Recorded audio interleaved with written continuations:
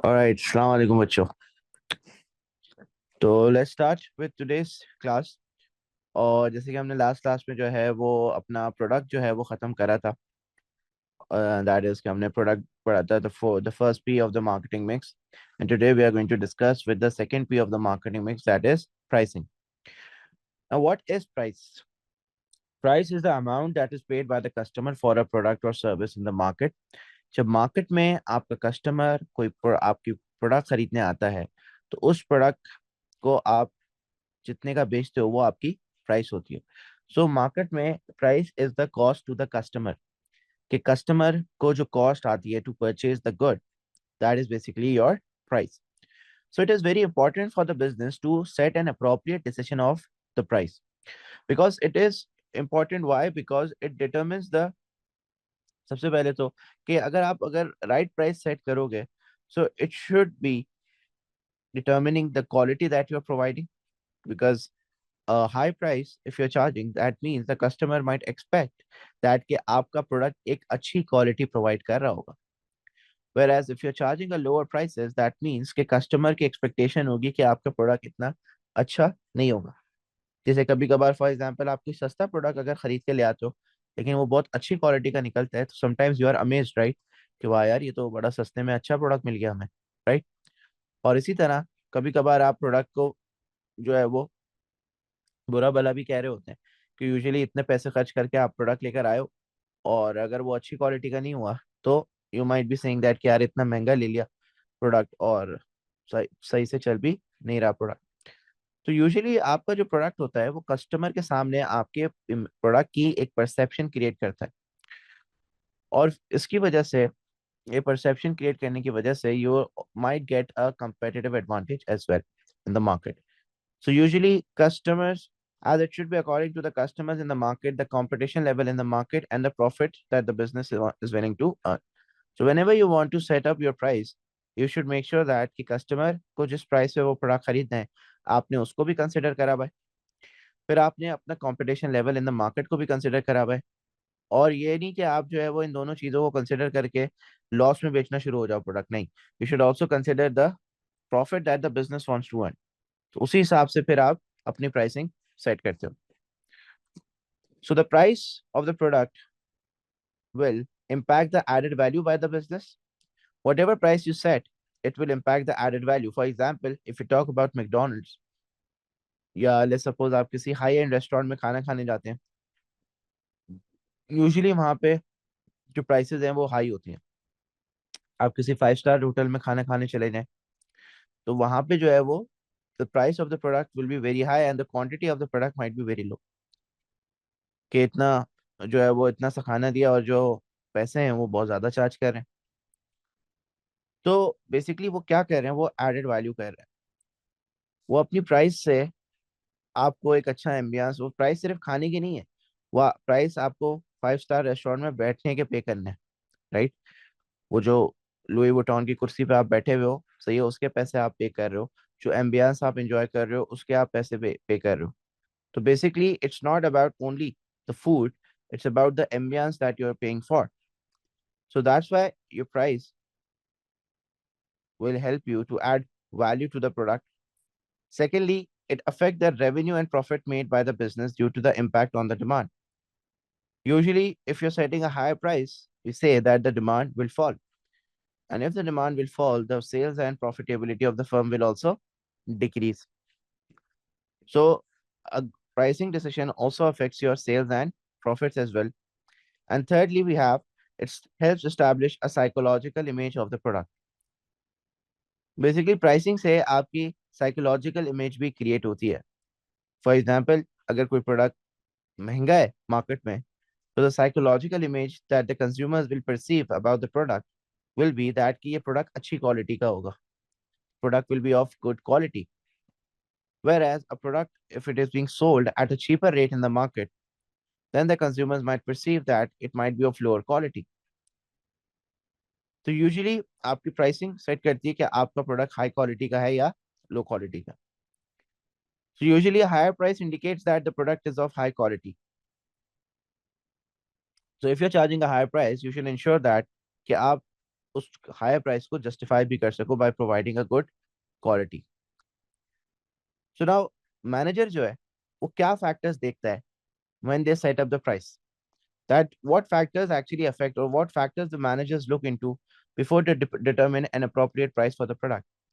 क्योंकि अगर higher price आप चार्ज कर रहे हो और मार्केट कंपटीशन में है तो फिर तो आपको प्रोडक्ट कोई नहीं खरीदेगा। इसी तरह आप लोअर प्राइस से चार्ज कर रहे हो लेकिन कस्टमर को हाई एंड प्रोडक्ट चाहिए, हाई क्वालिटी का प्रोडक्ट चाहिए, तो तब भी आपको कोई प्रोडक्ट नहीं खरीदेगा। सो बेसिकली आपको अप्रोप्रिएट प्राइस सेट करने के लिए कौन से फैक्टर्स को देखना पड़ता है? सबसे पहला तो फैक्टर ऑफ प्रोडक्शन आप देखोगे, that is the cost of production, sorry.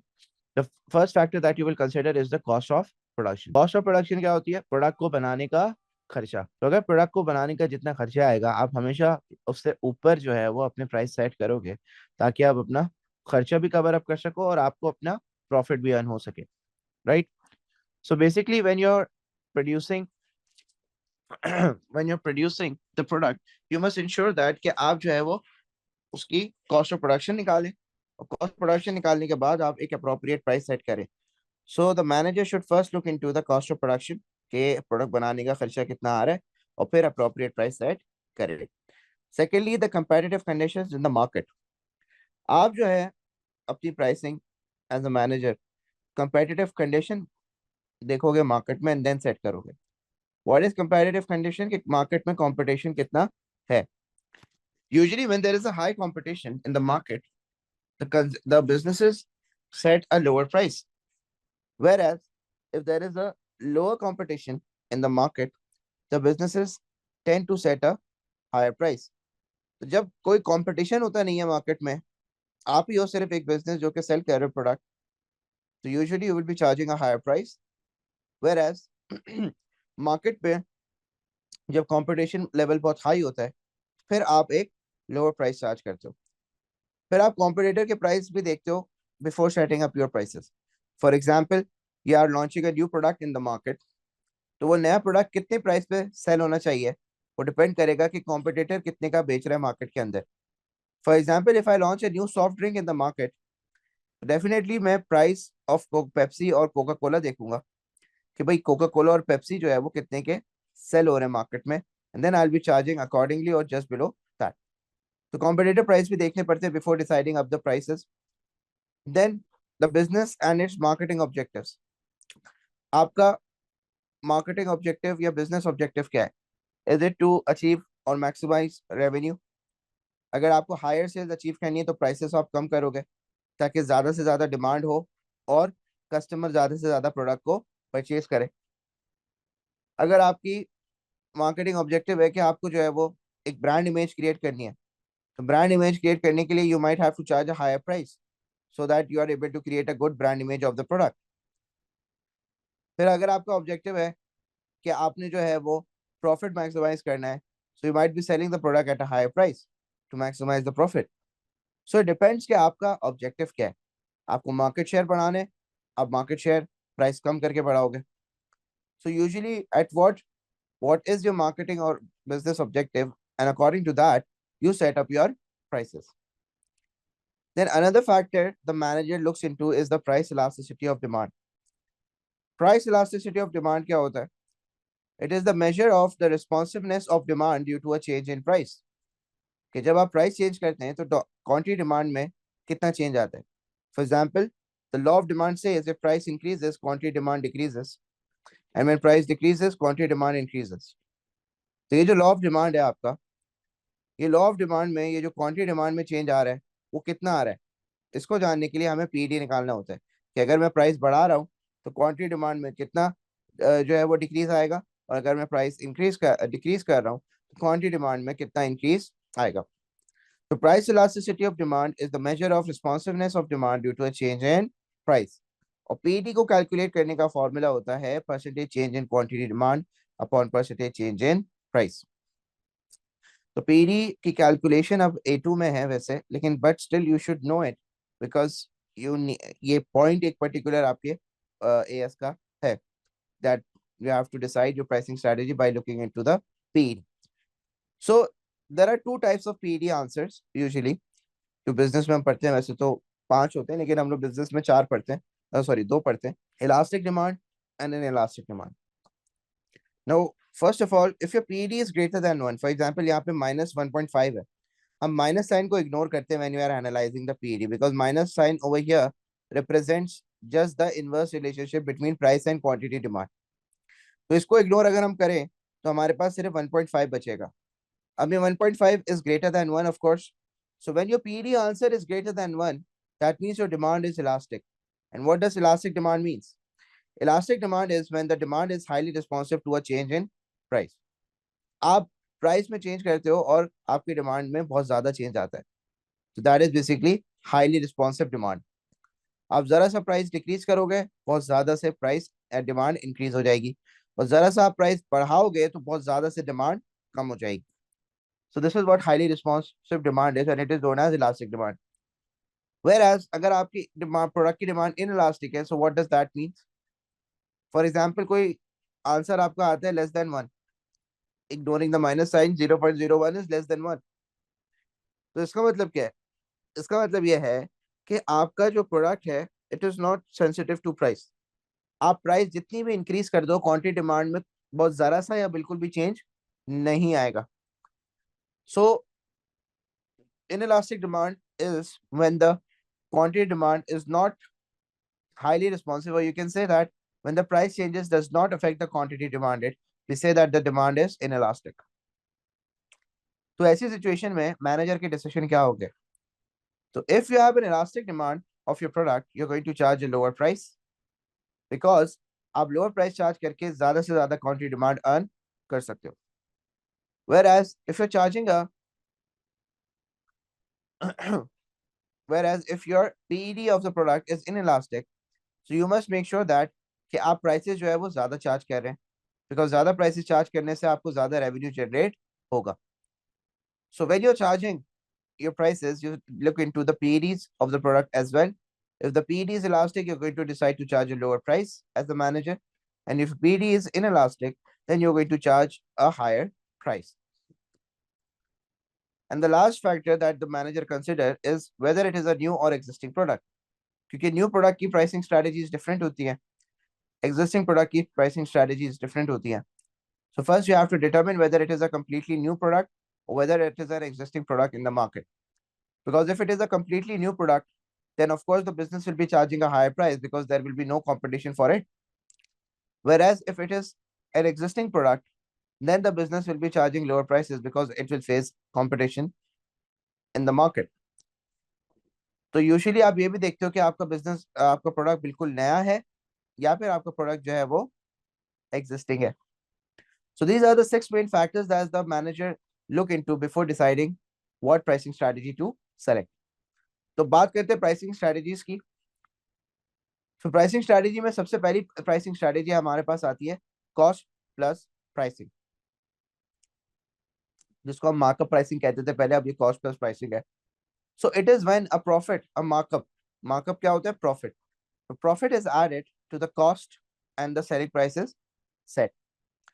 तो यूजुअली कॉस्ट प्लस प्राइसिंग में आप क्या करते हो? कॉस्ट में आप प्लस करते हो markup to settle your selling price.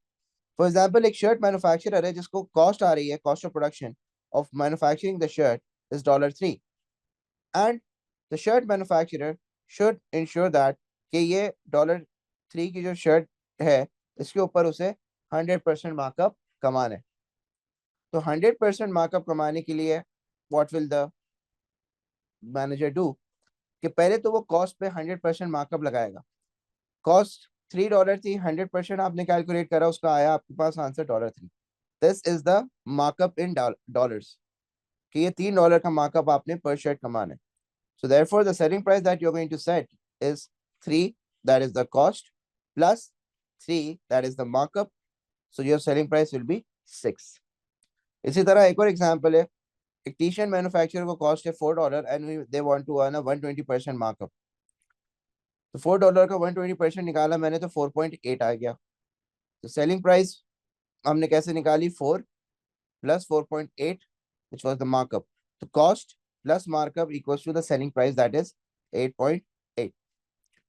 इसी तरह एक शू मैन्युफैक्चरर है, उसकी कॉस्ट आ रही थी $20, उसको 80% मार्कअप कमाना था, तो हमने $20 का 80% निकाला, दैट इज 16. और हमने सेलिंग प्राइस निकाली, that is cost plus the markup which is 36. So now what are the benefits of having cost plus pricing? The price set covers all the cost of production. तो जो भी आप price set करते हो तो आपकी per unit cost of production सारी cover up हो रही होती है उसी के अंदर. Secondly, easy to calculate for single product firms. वो फर्म्स जो कि एक प्रोडक्ट सेल कर रहे हैं पूरी मार्केट में, दे just have a single product, so it is beneficial for them to use this method as it is easy to calculate. And thirdly, this method is suitable for market dominant firms who are the market leaders. Usually market leaders को अपनी सारी cost जो है वो product के अंदर ही absorb करनी होती है. मतलब वो जो भी प्रोडक्ट सेल कर रहे हैं, it should be sold at a certain price in the market that all the cost are covered. So usually market leaders जो होते हैं, मार्केट लीडर्स को फायदा ये होता है कि वो अपनी सारी कॉस्ट एक प्रोडक्ट में एलोकेट करके सारी कॉस्ट का बर्डन कंज्यूमर पे डाल देते हैं, वो फिर प्राइस सेट कर देते हैं. तो यूजुअली मार्केट डोमिनेंट फर्म्स जो है वो को फायदा ये होता है कि वो अपनी सारी कॉस्ट एक प्रोडक्ट के अंदर अब्जॉर्ब कर दें और अपना मार्कअप डिसाइड कर लें पर यूनिट, और फिर मार्केट में वो प्राइस सेट करते हैं. However, doubts over cost allocation can be there. हमेशा याद रखिएगा बच्चों, कॉस्ट एलोकेट करना बहुत ज़्यादा डिफिकल्ट पार्ट होता है. बेसिकली आप अगर कोई प्रोडक्ट बना रहे हैं एक फैक्ट्री के अंदर, लेट्स सपोज 3 प्रोडक्ट आप बना रहे हो, product A, product B, product C. Factory का रेंट है 50,000. आप ये 50,000 का रेंट कैसे डिवाइड करोगे तीनों पे? Most of the students will say sir equally divide करेंगे. भाई प्रोडक्ट ए 1,000 यूनिट बन रहे हैं, प्रोडक्ट बी 2,000 यूनिट बन रहे हैं, प्रोडक्ट सी 3,000 यूनिट बन रहे हैं. अब आप रेंट कैसे डिवाइड करोगे? प्रोडक्ट ए कम बन रहा है, उस पर आप अगर ज्यादा रेंट डिवाइड कर दिया आपने तो उसकी कॉस्ट तो ऊपर चली जाएगी. तो usually it is very difficult to allocate the cost. So if you're allocating the cost, it should be made sure that the manager is using appropriate methods to allocate the cost. Secondly, it does not take market competitive conditions into account. आप market का competition जो है वो consider नहीं कर रहे. For example this shoe seller over here, they are selling at $36. Market में competition है, मार्केट में $25 का जूता मिल रहा है, बट ये क्या सेल करेगा at 36 because they are only considering the cost and markup, that's it. Thirdly, if sales fall, cost will not be covered. अगर आपकी सेल जो है वो गिर जाती है तो आपकी कॉस्ट कवर अप नहीं होगी. Why? Because जब आपकी सेल्स गिर जाएंगी तो डेफिनेटली आपका प्रोडक्ट बिकना बंद हो जाएगा. So you might not be earning the profit as well as you might not be able to cover up the cost of manufacturing of the product. So if the sale does not happen, your cost of production will not be covered. फिर उसके बाद आता है आपका contribution cost pricing. सो contribution cost समझने के लिए पहले तो हमें कंट्रीब्यूशन समझना पड़ेगा कि कंट्रीब्यूशन होता क्या है.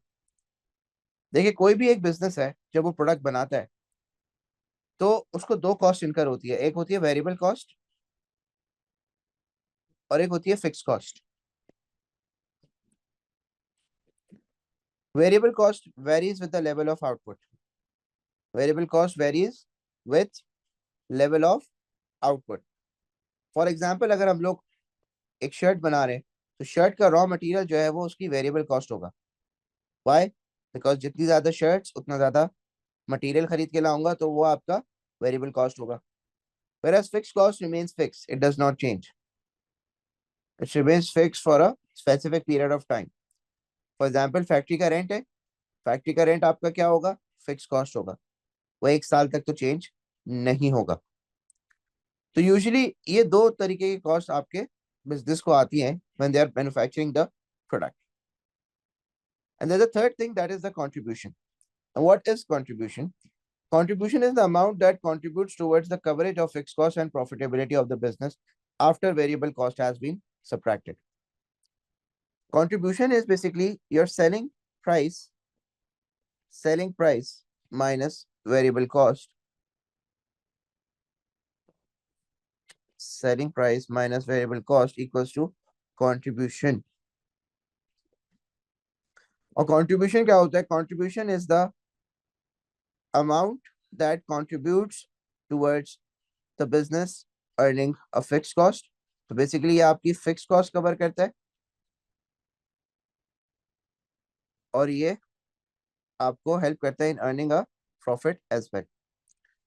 सो a contribution of the product is basically how much a product contributes towards covering up its fixed costs and helping the business earn a profit. तो यूजुअली अगर आप अपनी सेलिंग प्राइस ऐसे सेट करते हो कि आपका कंट्रीब्यूशन पॉजिटिव आए, because a positive contribution means that your fixed cost is being covered and the business will be able to earn a higher profit.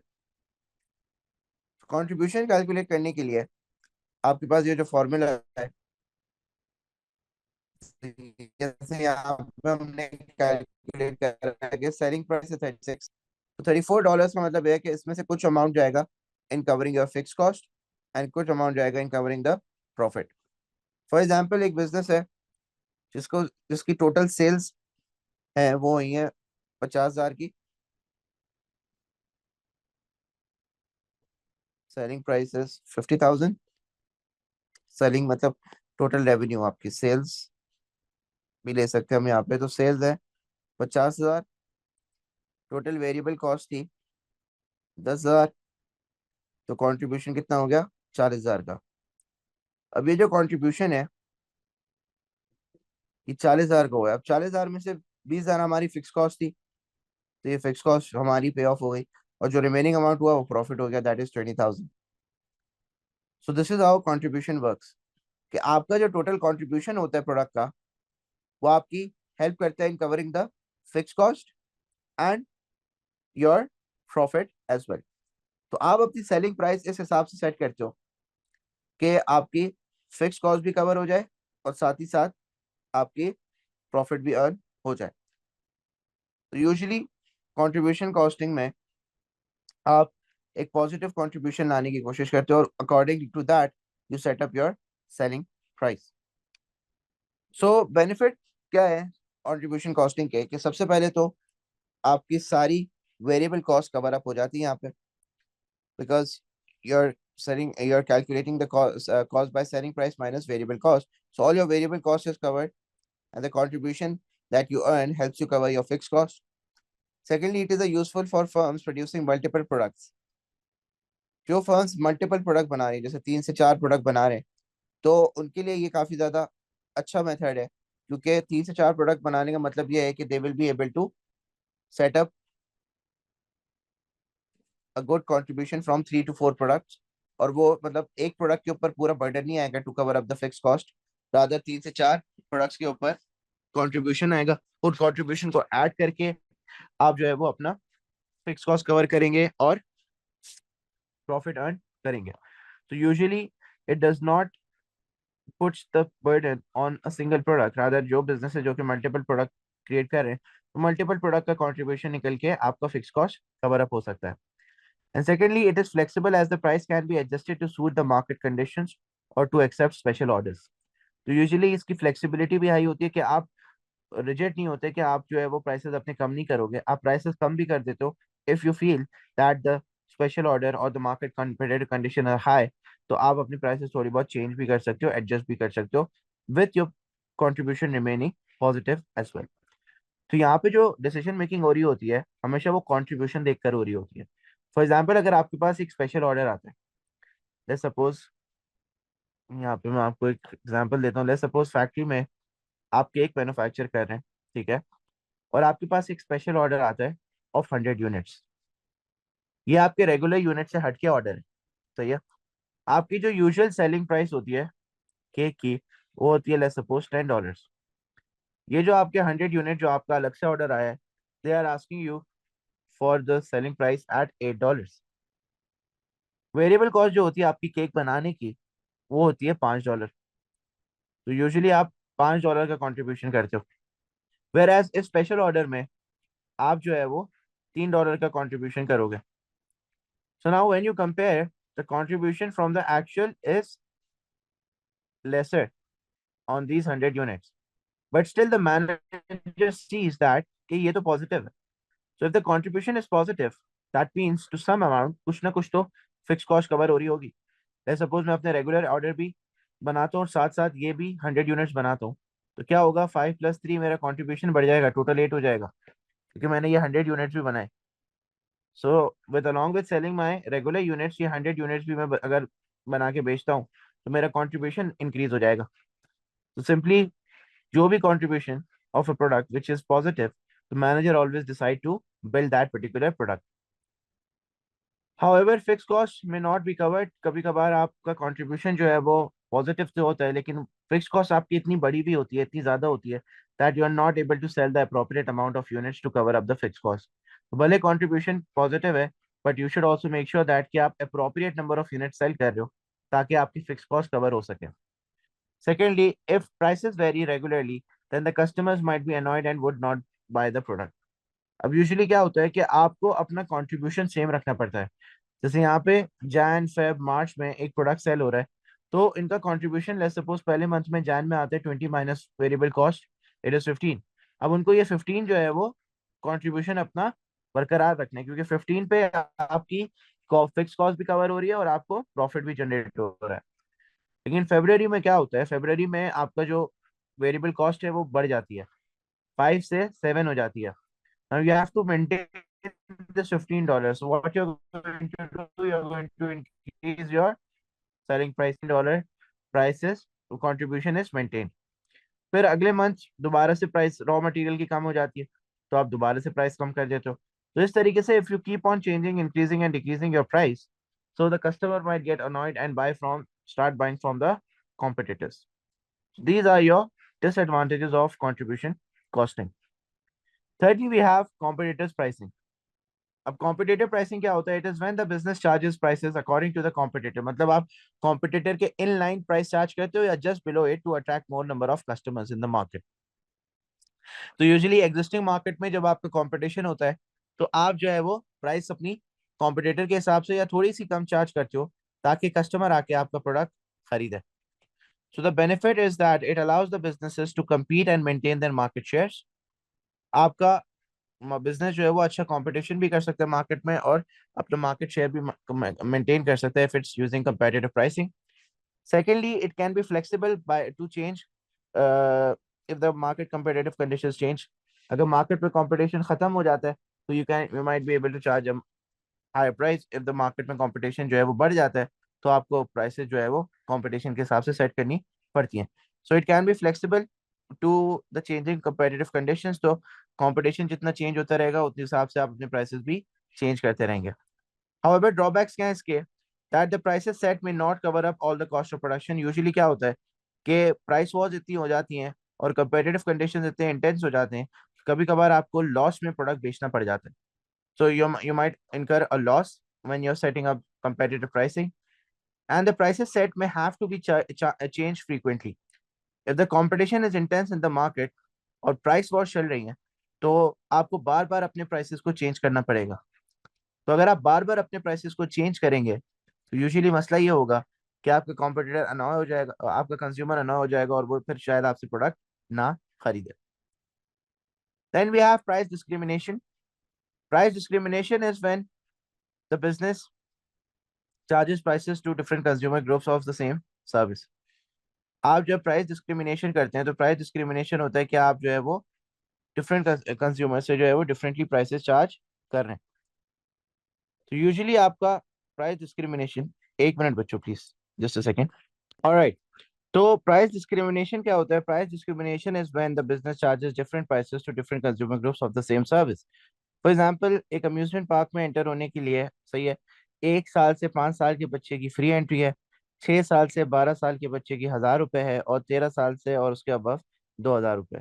Now basically amusement park same service के लिए different age group से differently price charge कर रहे हैं। So this is what price discrimination is, के यहाँ पे वो एज के हिसाब से डिस्क्रिमिनेट करके मार्केट को जो है वो प्राइस चार्ज कर रहे हैं। Then there is also an example of like, एक जिम मेंबरशिप है, तो जो वर्किंग क्लास लोग हैं उनसे वो ज्यादा फीस चार्ज कर रहे हैं, और जो स्टूडेंट्स हैं जिम के अंदर, जो स्टूडेंट्स आ रहे हैं, उनसे वो कम फीस चार्ज कर रहे हैं। सर्विस सेम है दोनों के लिए, पर स्टूडेंट्स के लिए एक स्पेशल स्टूडेंट डिस्काउंट है। That is also price discrimination, की जो एज ग्रुप जो स्टूडेंट्स हैं, बेसिकली उनको डिस्काउंटेड प्राइस पे जिम की सर्विस मिलेगी, और जो अडल्ट हैं उनको फुल प्राइस पे जिम की सर्विस मिलेगी। So this is what price discrimination is. So the benefit of Price discrimination is that the PET is used to calculate the prices and increase the revenue. तो यूजुअली आपका फायदा ये होता है कि आप प्राइस डिस्क्रिमिनेट करके अपना रेवेन्यू इंक्रीज कर सकते हैं, क्योंकि फॉर एग्जांपल ये लेट्स सपोज अगर ये अम्यूजमेंट पार्क की एग्जांपल लेते हैं, तो let's suppose this age group is going to have an inelastic demand, because ये तो जिद करेंगे, इनको तो जाना ही जाना है अम्यूजमेंट पार्क के अंदर, whereas this age group might not go, लेकिन इनकी जिद करके ये जो जिद करेंगे बच्चे, उसकी वजह से इनको शायद जाना पड़ जाए। तो यूजुअली क्या होता है कि आपका रेवेन्यू बढ़ जाता है, instead of like for example if a family has one kid and two parents, तो एक बच्चा फ्री में गया लेकिन दो पेरेंट्स ने टिकट खरीदा 2,000 रुपए का, तो अल्टीमेटली एक बच्चे की जिद पे 4,000 रुपए आपने कमा ली। So that is how the amusement parks earn revenue. However drawbacks क्या है? Administrative costs are higher. You will have to hire more workers who can keep a check.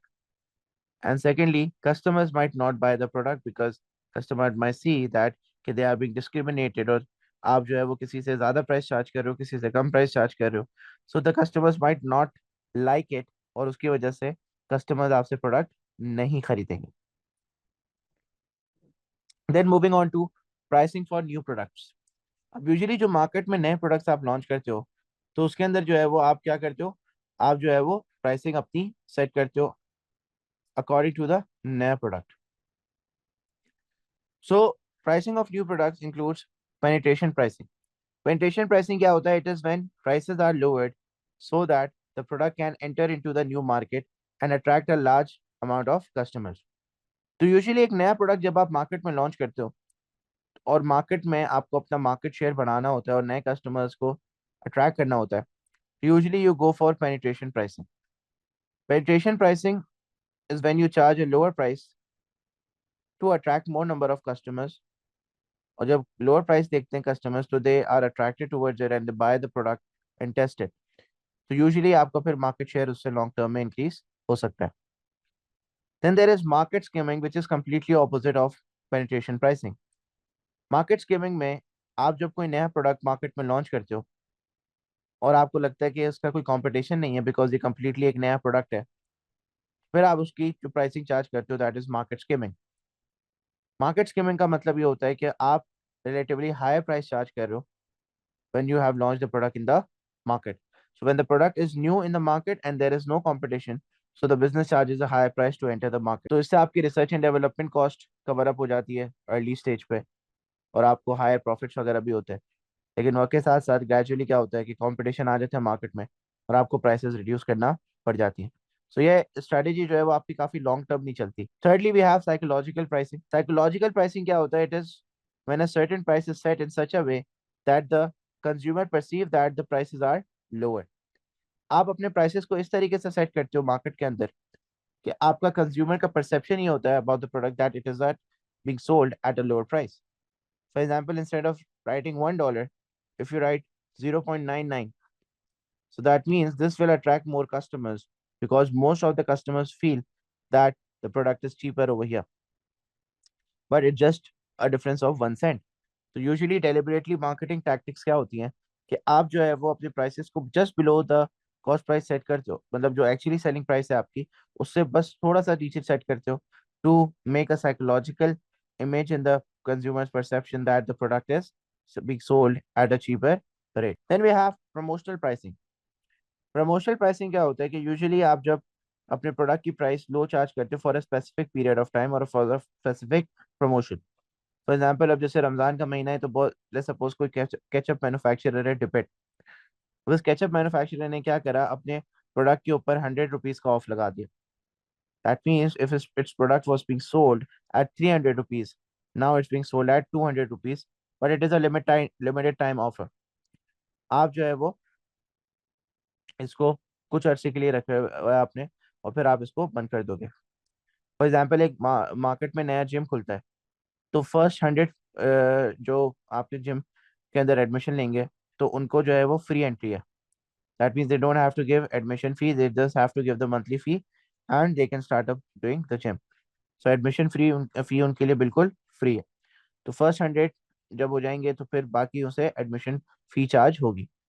तो बेसिकली एक स्पेसिफिक टाइम पीरियड के लिए, एक specific number के लिए आप अपने प्रमोशन लगाते हो ताकि कस्टमर अट्रैक्ट हो तो ज्यादा से ज्यादा कस्टमर आपके बिजनेस के अंदर आए। Then we have dynamic pricing. क्या होता है? Dynamic pricing is when the prices are charge according to the consumers ability to pay. कि जब आप प्राइसेस चार्ज करते हो अपने according to the customers ability to pay, कि कस्टमर की क्या एबिलिटी है। फॉर एग्जांपल ये ज्यादातर ऑनलाइन इस्तेमाल होता है। सपोज अगर मैं ऑनलाइन कोई टी शर्ट सेल कर रहा हूँ मार्केट में, एक कस्टमर मुझे मैसेज करता है about the price of the T shirt, और दूसरा कस्टमर भी मुझे मैसेज करता है। एक कस्टमर मुझे बोलता है कि भाई कितने की प्राइस है, मैं बोलता हूँ 5,000 की शर्ट है। वो विदाउट एनी बार्गेनिंग वो दो ऑर्डर कर देता है। वेर एज एक कस्टमर है, वो बोलता है भाई थोड़े कम कर लो पैसे, तो उसको मैं लेट्स सपोज 3,500 की सेल कर देता हूँ। तो एक कस्टमर को मैंने 5,000 की शर्ट सेल करी, एक को मैंने 3,500 की सेल करी। तो जिसको मैंने 5,000 की सेल करी उसकी एबिलिटी टू पे हायर थी, तो उसने बार्गेनिंग करे बगैर उसने पैसे दे दिए। वेर जिसको मैंने 3,500 की शर्ट सेल करी, उसकी जो पावर थी वो रिलेटिवली दूसरे कस्टमर से कम थी, तो his ability to pay was lesser, so that is why he was sold the product at the lower price. तो यूजुअली डायनामिक प्राइसिंग में आप क्या करते हैं कि आप प्रोडक्ट की जो कस्टमर की एबिलिटी है पे करने की, उस हिसाब से आप प्राइसिंग अपनी सेट करते हैं। So these are the different pricing strategies that the business uses in the market to set up the appropriate pricing strategy. तो यहाँ पे हमारा प्राइसिंग खत्म होता है, एंड नेक्स्ट क्लास में will be starting with the marketing mix, promotion and